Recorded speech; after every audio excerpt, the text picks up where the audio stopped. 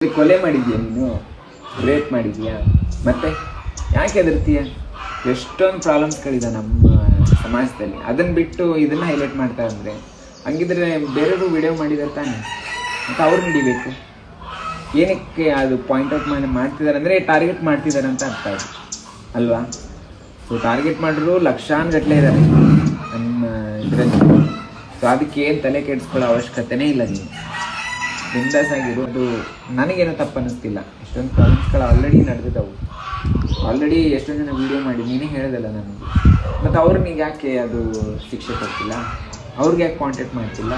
ಹಂಗಿದ್ರೆ ಟಾರ್ಗೆಟ್ ಮಾಡ್ತಿದ್ದಾರೆ ಅಂತಲೇ ಅರ್ಥ ಅದು ಅಲ್ವಾ? ನಾವು ಭಯ ಪಡೋಕೆ ಹೋಗ್ಬಿಡ. ಹೌದು, ಕಷ್ಟದಲ್ಲೂ ಆಗೋರೆ ನಿಜವಾದ ನೆಂಟರು ಅಲ್ವಪ್ಪ? ಹೌದು, ನಮಗೆ ಯಾವಾಗ ಬಂದು ನಿಂತ್ಕೊಂಡ್ರು ಅವರೇ ನಮಗೆ ನಂಟರು.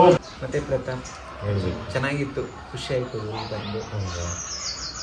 ಏನೂ ಬೇಜಾರಾಗ್ತದೆ ಬಿಡ, ಏನೂ ಪ್ರಾಬ್ಲಮ್ ಆಗಿಲ್ಲ. ಯಾಕಂದರೆ ಎಷ್ಟೊಂದು ಪ್ರಾಬ್ಲಮ್ಸ್ಗಳಿದೆ ನಮ್ಮ ದೇಶದಲ್ಲಿ. ಸೊ ಅದನ್ನು ಬಿಟ್ಟು ನಿನ್ನ ಇಷ್ಟು ಹೈಲೈಟ್ ಮಾಡಿ ಇಷ್ಟು ತೋರಿಸ್ತಾ ಇದ್ದಾರೆ ಅಂದರೆ ನಿಜವಾಗ್ಲೂ ಬೇಜಾರಾಗುತ್ತೆ. ಬಟ್ ನಿನ್ನ ಜರ್ನಿ ಇನ್ನೂ ಉಜ್ವಲವಾಗಿ ಇನ್ನೂ ಚೆನ್ನಾಗಿ ಬೆಳೀಲಿ ಅನ್ನೋದು ನನ್ನ ಆಸೆ. ಅದಕ್ಕೋಸ್ಕರನೇ ಇಲ್ಲಿ ಬಂದಿರೋದು.